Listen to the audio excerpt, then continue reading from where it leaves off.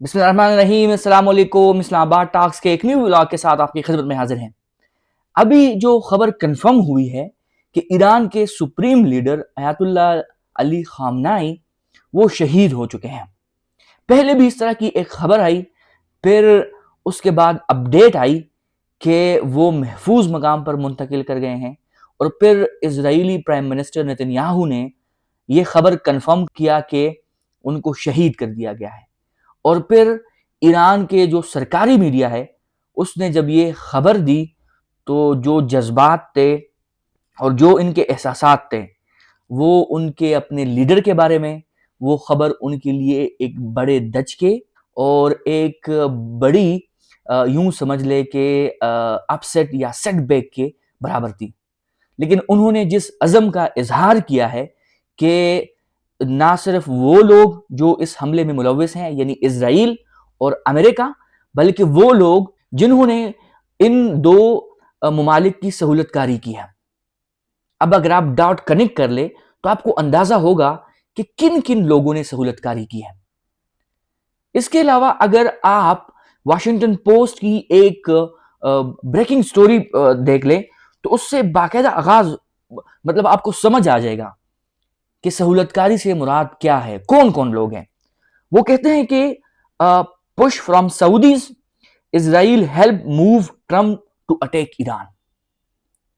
अगर आप इसका उर्दू देख लें तो वो है कि ट्रम्प को ईरान पर हमले के लिए इजराइल और सऊदी अरब ने राजी किया। जो हमारा ब्रदर इस्लामी मुल्क है, ये एक बहुत बड़ा इल्जाम है उन पर। इसके अलावा सऊदी वली अहद मोहम्मद बिन सलमान ने ट्रंप को बार बार फोन कॉल करके ईरान पर फौजी कार्रवाई के मशवरे दिए और तैयार किया, क्योंकि मोहम्मद बिन सलमान और नेतन्याहू दोनों ईरान को खित्ते में अपनी चौधराहट के लिए सबसे बड़ा खतरा समझते हैं। इसी खौफ और स्ट्रेटेजिक मफाद के तहत ट्रंप इंतजामिया को हमले पर आमादा किया। ये सहरश मान है, डिजिटल जर्नलिस्ट है, उन्होंने ट्वीट में लिखा और साथ अटैच किया है वॉशिंगटन पोस्ट की वो स्टोरी। अब आप अंदाजा लगा ले कि ये कितना बड़ा इल्जाम है। क्या वाकई मोहम्मद बिन सलमान ने इस तरह किया? क्योंकि जिन ममालिक पर नाम निहाद मुस्लिम ममालिक का टैग लगा हुआ है, उन ममालिक ने इन अमेरिकन को अपने सरजमीन पर फौजी अड्डे बनाने की इजाजत दी और फिर अपनी सरजमीन ईरान के खिलाफ इस्तेमाल होने दी। अब हम आते हैं कि जो खामनाई है सुप्रीम लीडर, उनकी शहादत के बाद ईरान का अगला रद्द-ए-अमल क्या होगा? वो बहुत सख्त होगा। अगर आप उनकी स्टेटमेंट देखें तो आपको भी अंदाजा होगा कि सहूलतकारी कौन कर रहा है। वो लिखते हैं कि सिर्फ अमेरिका और ट्रंप नहीं, इनकी सहूलतकारी करने वाले भी इंतकाम के लिए तैयार रहें। वो सब भी इसकी शहादत की कीमत अदा करेंगे। इंतकाम आ रहा है, जल्द आ रहा है, ईरानी मीडिया से ऐलान। और जिस वक्त वो ये खबर अनाउंस कर रहे थे कि सुप्रीम लीडर शहीद हो चुके हैं, वो जो जज्बात, वो दर्द, वो दुख वो महसूस करने वाली थी। अभी भी अगर आप वो वीडियोस देख लें तो आपको आइडिया हो जाएगा कि किस कर्ब से वो लोग गुजर रहे हैं। और हमारे यहाँ पे कुछ लोग सियासत खेल रहे हैं। जो खबर है अगर उसकी थोड़ी डिटेल्स में आपके साथ शेयर कर लूँ तो आपको आइडिया होगा कि अयातुल्ला अली खामनाई साहब कब सुप्रीम लीडर बने, उनके क्या खिदमात हैं वगैरह वगैरह। तो आप इन तक लाजमी रहें। ईरानी सरकारी मीडिया ने ईरान के सुप्रीम लीडर अयातुल्ला अली खामनाई के शहीद होने की तस्दीक कर दी। ईरानी सरकारी मीडिया के मुताबिक अयातुल्ला खामनाई हफ्ता को होने वाले अमरीकी व इसराइली हमलों में शहीद हुए। सुप्रीम लीडर की शहादत इनके दफ्तर में हुई।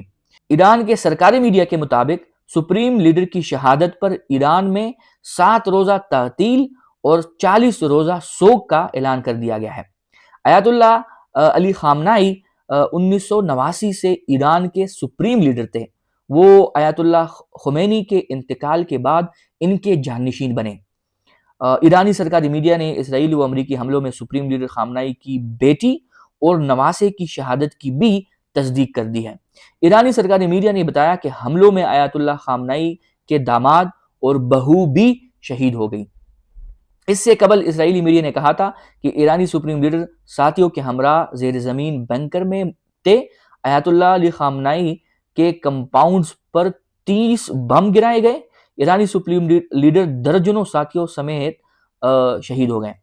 اسرائیلی میڈیا نے کہا تھا کہ آیت اللہ علی خامنائی کی میت کی تصویر امریکی صدر کو دکھائی گئی. کل جو امریکہ اور اسرائیل نے ایران پر بحری اور فضائی حملے کیے تھے، جن میں 201 ایرانی شہری شہید اور 747 زخمی ہوئے تھے. خبر ایجنسی کے مطابق حملوں میں ایرانی وزیر دفاع امیر ناصر زادہ اور ایرانی پاسداران انقلاب کے سربراہ محمد پاکپور شہید ہو گئے ہیں. اس کے علاوہ آپ دیکھ لیں کہ یہ جو فیملی ہے آیت اللہ علی خامنائی کی، بیٹی شہید ہوئی، داماد بھی، نواسے بھی، خود بھی، درجنوں اور ساتھی بھی. تو آپ اندازہ کر لیں کہ انہوں نے کتنی بڑی قربانی دی ہے. یہ وہ لوگ ہیں جن کے بارے میں امریکن اور اسرائیل کہتے تھے کہ ہم ان کو اپنی قدم بوسی پر مجبور کریں گے. تو آپ کو اور امریکن اور اسرائیل کو یہ نہیں پتا کہ وہ حسینی ہیں، وہ یزید کے ہاں بیعت نہیں کرتے. اور جس طرح انہوں نے شہادت کو گلے لگایا لیکن ان کو جھکنے نہیں دیا، اور پھر آخری پیغام میں بھی یہی کہا کہ ہم یزید کی بیعت نہیں کریں گے. اور ان کے جو ابھی ریکارڈڈ لیکچرز ہیں یا ان کے جو ریکارڈڈ سٹیٹمنٹس ہیں وہ ابھی آئیں گے. پھر پتہ چل جائے گا کہ ایران کس حد تک جا سکتا ہے، اور اس سے ایسا لگ رہا ہے کہ عالمی جنگ کا جو خطرہ ہے اس کے بادل منڈلانے لگے ہیں. ایران پر حملے کے بعد نیو یارک ٹائمز کی امریکی صدر پر سخت تنقید غیر ذمہ دارانہ اقدام قرار دیا.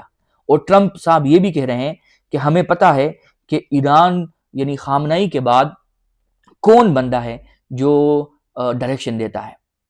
تو یہ نظریہ ہے، اور جب تک نظریہ زندہ ہے تب تک ایک کے بعد دوسرا، دوسرے کے بعد تیسرا خامنائی پیدا ہوتا رہے گا، اور وہ اسی طرح ٹف ٹائم دے گا امریکن کو بھی، اسرائیل کو بھی، اور ان کی سہولت کاروں کو بھی. اس کے علاوہ اگر آپ دیکھیں تو آپ کو اندازہ ہوگا کہ پاکستان اس وقت کیا کر رہا ہے.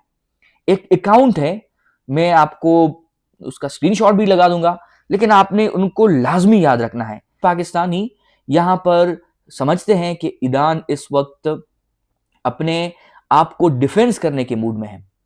وہ ایگریشن نہیں کر رہا، ایگریشن تو امریکن اور اسرائیل کر رہا ہے. لیکن یہ لوگ کس طرح کے افواہیں پھیلا رہے ہیں اور کس طرح کے ٹویٹ کر رہے ہیں، میں آپ کو ایک پڑھ کے سناتا ہوں. وہ کہتے ہیں کہ ہم پاکستانی بہت جذباتی ہجوم ہیں، قوم نہیں کہا، ہجوم کہا، فوراً سب کچھ بھول جاتے ہیں.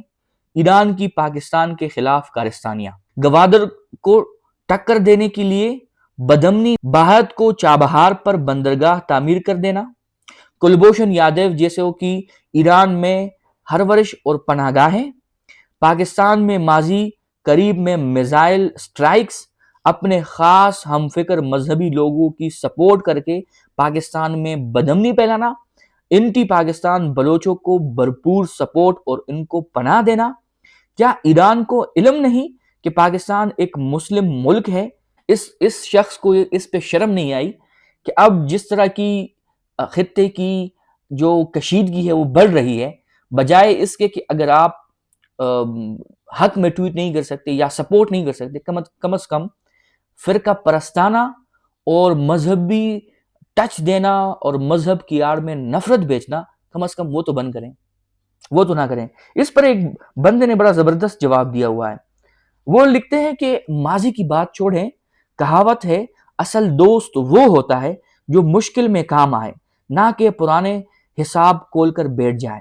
پاکستان کو ہر حال میں ایران کو سپورٹ کرنا چاہیے، یہ تاریخ انشاءاللہ ضرور لکھی جائے گی. لیکن پاکستان اس وقت اپنے پڑوسی ملک افغانستان، جو بھی ایک مسلمان کنٹری ہے، ان کے ساتھ ان کی کشیدگی ہے. تو پاکستان اس طرح سپورٹ تو نہیں کر سکتا. لیکن پاکستان نے جس طرح انداز سے ایک پریس ریلیز جاری کیا اور اسرائیل اور امریکن کا نام لیے بغیر مذمت کی ہے، تو بہت سارے لوگ اس پر بھی تنقید کا نشانہ بنا رہے ہیں کہ بھائی آپ ہسٹری کے کس سائڈ پر اپنے آپ کو لکھوانا چاہ رہے ہیں یا کس سائڈ پر آپ سپورٹ کر رہے ہیں. تو وہ دونوں طرف سے کھیلنے کی کوشش کر رہے ہیں. اس کے علاوہ اگر آپ ہمارے جو آج کل کے عوام کے فلاح کے لیے اور عوام کی بہت فکر ہے، عوامی راج پارٹی بھی بنا دی اقراء الحسن صاحب. خطے میں کشیدگی ہے، پاکستان افغانستان کے ساتھ لڑ رہا ہے، افغانستان ہمارے جوانوں پر اٹیک کر رہے ہیں اور پتہ نہیں یہ جنگ کیا شکل اختیار کرے گی. ایران خطے کے ایک اہم پارٹنر ہے، وہاں پر خطرہ ہے. جو دوسرے مسلم ممالک ہیں، قطر، کویت، سعودیہ، یو اے ای اور دبئی، ابو ظہبی، یہ وہ جو سرزمین ہے وہ ایران کے خلاف استعمال ہو رہی ہے. لیکن ہمارے ہاں جو انقلاب کے اقراء الحسن صاحب ہیں، وہ لکھتے ہیں جو آدمی 4 سال تک باجوہ جیسے آدمی سے ہاتھ بندوا کر شوشن یعنی استحصال کرواتا رہا، آخر وہ باہر نکل کر جنگ بند کرا دے گا. جس کی اپنی حکومت کا ہر فیصلہ اس کے بقول جنرل باجوہ کر رہا تھا، آخر وہ امت مسلمہ کے فیصلے کرتا تھا. جھوٹی کہانیوں سے باہر نکلے، مضبوط شخصیات نہیں مضبوط سیاسی جماعتیں مسائل حل کرتی ہے. دنیا بھر کی طرح جمہوری سیاسی جماعت بنائیں. اس پر ایک شخص نے اقراء الحسن کو لکھا تو آپ موجودہ حکمرانوں کو کہہ دے کہ وہ جنگ بند کرا دیں یا ایران کو مکمل تعاون دے. بغض عمران میں آپ بھی فاتر العقل ہو چکے ہیں. پھر اقراء الحسن صاحب کی ڈٹائی چیک کرے، وہ کہتے ہیں وہ امت مسلمہ کے لیڈر نہیں ہے بھائی، اندازہ کریں. اس پر ایک اور شخص نے اقراء الحسن کو لکھا کہ یقین مانیں آج اپنے آپ سے شرمندگی محسوس ہو رہی ہے. آپ جیسے انسان سے ہم متاثر ہوتے رہیں. ملک اس وقت حالت جنگ میں ہے اور آپ ابھی تک بغض عمران سے باہر نہیں آئے. افسوس ہوتا ہے کہ آج آپ کا زوال دے کر پتہ نہیں کون سی مجبوریوں نے آپ کو اتنا بے بس کر دیا ہے. ایک ٹائم تھا اقراء الحسن بڑے انقلابی بنتے تھے، ابھی بھی انقلابی بن رہے ہیں، لیکن وہ غلط سمت میں کھڑے ہیں جو میں سمجھتا ہوں. اس وقت اگر آپ یونٹی کی بات نہیں کر سکتے، اگر آپ لوگوں کو اکٹھا کرنے کی بات نہیں کر سکتے، تو بہتر ہے کہ آپ خاموشی اختیار کر لیں. مزید جو اپڈیٹس آئیں گے اس سے آپ کو آگاہ کریں گے. ملتے ہیں آپ کے ساتھ نیکسٹ ولاگ میں. تب تک کے لیے اللہ حافظ.